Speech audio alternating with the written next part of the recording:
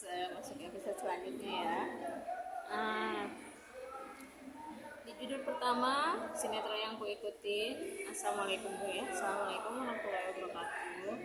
Di judul pertama yang aku ikutin yang berjudul sinetron pertama yang aku ikutin yaitu berjudul Maha Pengasih. Kita susun lagi dari awal ya. Maha Pengasih, cerita dari manten, ketiga gadis satu janda.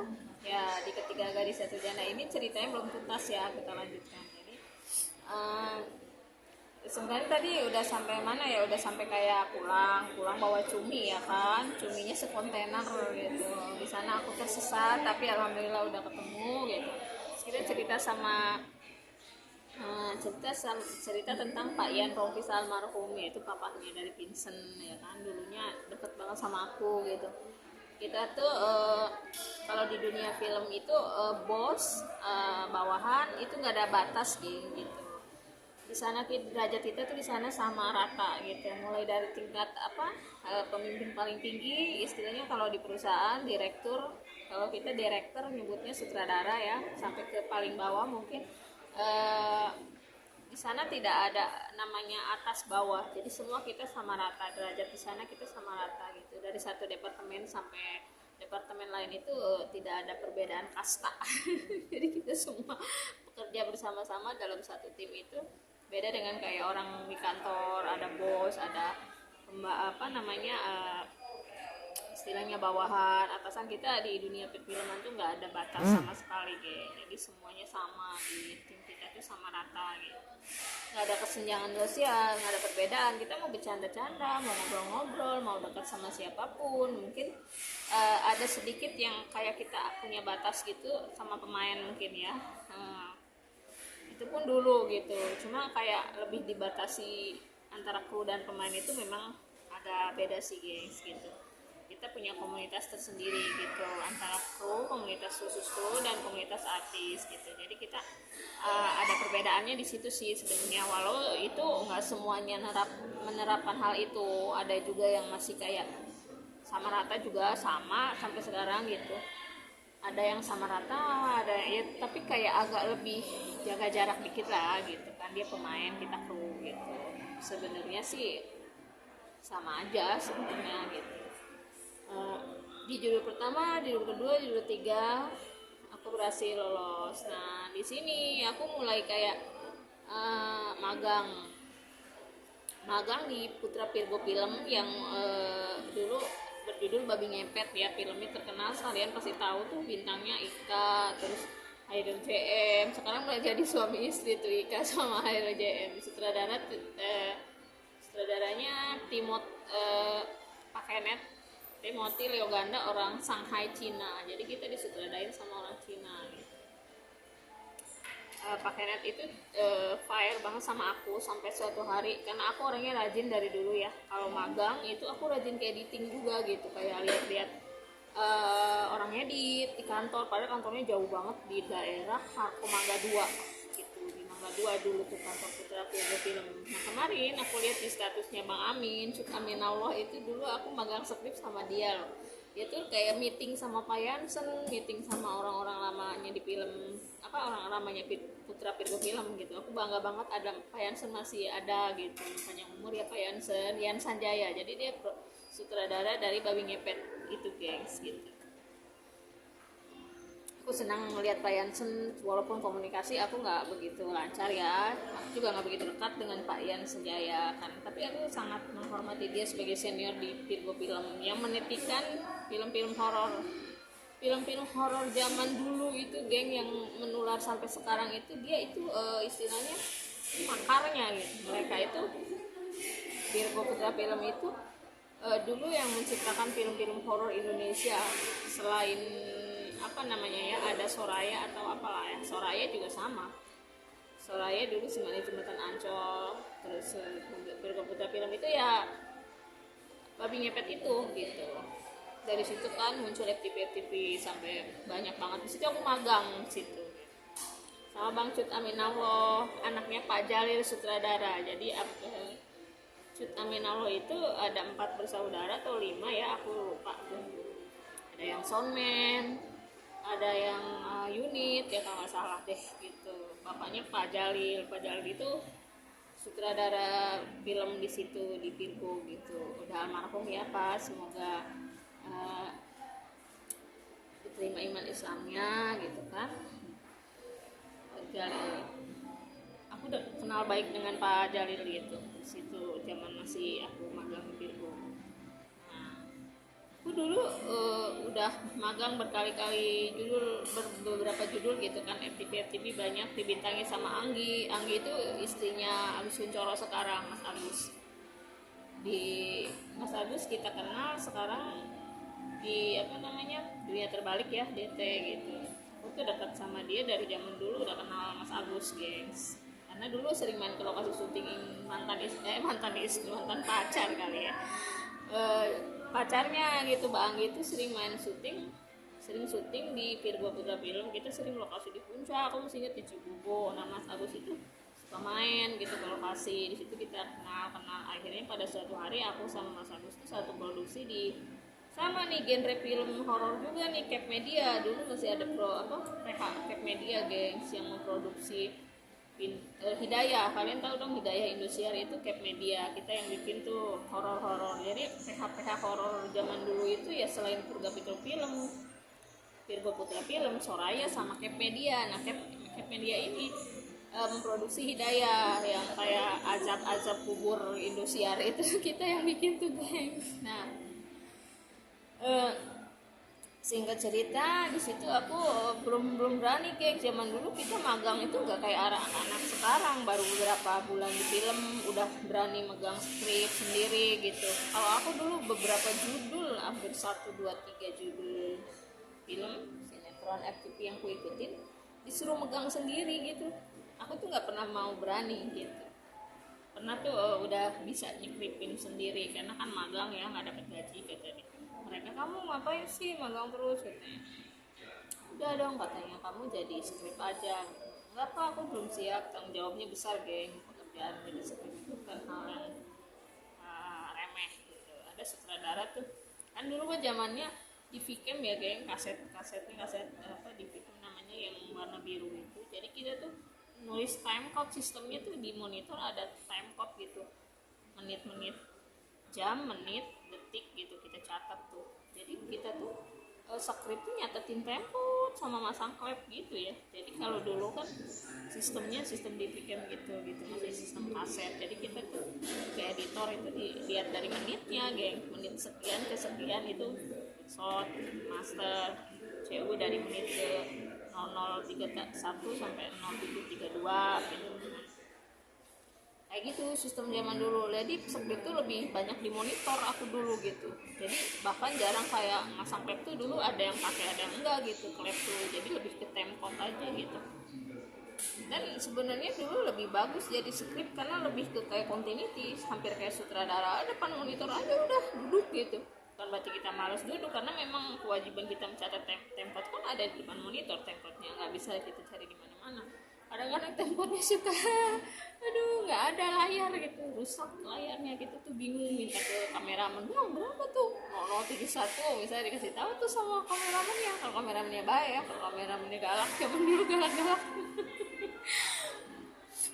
Dulu kameramen aku tuh Pak Ambari yang ada di Virgo Putra Film. Pak Ambari itu tinggal di Bekasi, Perumnas 3. Aku tuh sering satu jemputan syuting sama Pak Ambari. Kalau di lokasi itu bahasa-bahasa, ya orang-orang VFN itu, Pak Ambari itu alumni dari VFN guys, Perpustakaan Film Negara yang kantornya di Cawang. Orang-orang zaman dulu itu kalau berbahasa ya lucu gitu, bahasa-bahasa yang madikipe apalah itu gitu. Terus bego, tolol itu udah bukan hal yang ini diucapkan bagi kayak asisten-asisten. Hai katanya, tolol banget sih, suruh masang lampu di sana, lu masang di sini.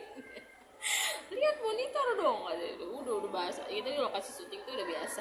Aku ingat asistennya Pak Ambari, asisten kamera itu namanya Ahmad Gedem, itu nyanyinya lagu Bang Haji terus, lagu Roma Irama itu kan. Pokoknya zaman dulu tuh kita nggak ada susahnya geng, ketawa terus. Padahal aku dulu magang ya, nggak dapet duit gitu. Terus nggak dapet honor dari kru dari kantor, tapi bawaannya tuh seneng aja udah gitu. Yang penting ada uang transport. Oh iya, zaman dulu geng magang aja dapet uang saku. Jadi aku tuh magang FTP ya, FTP Peer, gue tayang di TPI waktu itu. Syuting di puncak waktu itu di Gunung Mas, dingin banget geng. Gunung Mas tuh tahun 2000 berapa ya, aku lupa banget. Itu masih awal-awal aku di Jakarta, sekitar 2007 2008 2009an gitu deh. Itu dapat uang saku, padahal krunya itu magang loh, magang aja dapat uang saku. Nah sekarang sinetron jangankan di puncak, di Bandung aja syuting udah nggak ada yang namanya uang saku gitu. Sekarang tuh kayak ya Allah, kenapa sih orang-orang sekarang gitu lebih kayak, maaf nih ya jadi kayak bicara lebih kasar sih, bukannya jadi kita nih produser kita kan orang-orang luar ya, kebanyakan orang India gitu. Terus kayak dia kebanyakan sih gitu. Sudahku orang-orang Indonesianya yang jadi pimpronya tolong dong merjuangin krunya gitu, diajukan lah itu kayak pimpronya, terus unitnya itu diajuin dong kayak uang saku buat krunya gitu. Ini jangankan uang saku, kadang-kadang transport aja suka kayak jemputan tuh udah nyaris langka gitu. Jadi yang Masya Allah ya, yang aku banggakan tuh cuma grupnya RCTI, MNCTV. RCTI itu yang masih kayak menggunakan sistem jemputan kru, itu yang sampai saat ini masih. Sampai-sampai gengs, kalau kita syuting di puncak itu jam 2 pagi itu driver tuh nginep depan rumah. Bayangin saking disiplinnya mereka ya. Karena katanya menurut cerita tuh driver MNCTV itu kalau telat dikit tuh dari misalkan jemput kru telat itu bisa kayak langsung dipecat gitu. Jadi dia ketakutan gitu, sampai aku tuh sering banget kayak nyuruh mandi pak gitu, udah mandi belum pak. Jadi sampai zaman aku kemarin ngekos di depan ya, itu aku orangnya perhatian juga gitu sama bapak jemputan aku tuh nginep di mobil, tidur di mobil gitu di halaman rumah kos aku gitu. Ya neng katanya, dia ternyata guys dia tuh kayak kita nggak usah khawatirin kayak dia bawa anduk bawa sapu, dia tuh udah banyak banget peralatannya, perabotannya tuh di mobil tuh udah disiapin sama dia sebelumnya. Jadi nggak usah deh kita kayak nawarin sabun, udah ada neng, anduk udah ada pak, bapak mau saya pinjemin kaos gue kan tomboy ya, meja baju gue cowok semua gitu. Maksud gue kadang-kadang nggak nawarin, gue kasih aja gitu, masih bagus lah ya, layak pakai gitu, kaos gitu. Gue kan orangnya gitu, banyakan baju di rumah gue kasihin orang tuh berpuluh-puluh ribu baju yang gue kasih, bukannya malah berkurang baju gue, geng makin banyak gitu. Di rumah tuh baju makin numpuk, jadi kayak gitu. Jadi celana kayak dulu kan gue suka tomboy ya, suka pakai celana pendek itu banyak banget, geng. Gue sekarang otomatis sudah nggak pakai dong celana pendek, boleh lah disebut kayak mahal dikit lah ya, kayak merek-merek bagus. Gue kan dulu seneng banget pakai celana pendek gitu. Nah itu kadang-kadang gue kasihin tuh teman-teman yang suka nginep di lokasi. Senang mau dikasih celana pendek tomboy gitu, celana bagus sih, celana pendek gitu. Gue dari dulu seneng banget ngasih kayak temen-temen ya, karena kan seperti kita nginep di lokasi itu juga butuh pakaian. Di situ juga gue kayak minta, kadang-kadang kalau gue juga nginep di lokasi gue nggak baju kan gue minta bantuan teman gue juga, gue merasa kayak kalau seandainya itu terjadi pada diri gue gimana gitu. Jadi gue tuh, tapi gengs ya Masya Allah tabarakallah, semakin kita memberikan kepada teman, memberikan pakaian apapun itu gitu ya, pakaian lah intinya ya seperti aku bilang tadi, bukan baju kita berkurang di rumah tuh makin tambah banyak aja gitu ya, mungkin dari tahun ke tahun belanja lagi kali ya, jadi numpuk banget tuh baju gitu ya. Kayak gitu kalau di syuting, kalau kita nggak bisa sempet pulang. Oh ya, aku punya cerita sendiri nih di timnya Virgo Putra Film nih, ada namanya Mul Lighting gengs. Aku syuting waktu itu FTV saudara Aco Rahman dengan bintangnya Tessa Manopo, Tessa Manopo, cantik banget anaknya. Dia itu anaknya band terkenal deh kalau nggak salah, siapa ya namanya lupa aku, Jelly Tobing apa siapa gitu, anaknya Jelly Tobing ya kalau nggak salah. Jelly Tobing ini rumahnya di sini, ayo tetanggaan Marco. Nah Tessa Manopo itu artisnya gitu, bintangnya yang sekarang jadi lawan mainnya si Aceng itu Kusoy. Nah Kusoy itu kenal sama aku dari zaman dia masih ABG banget gengs. Jadi si Kusoy, si Denny Saputra ya nama asli Kusoy itu pemain Virgo Putra Film zaman dulu gitu, bocah-bocah masih ABG banget dulu si Kusoy. Sekarang udah kayak ustaz.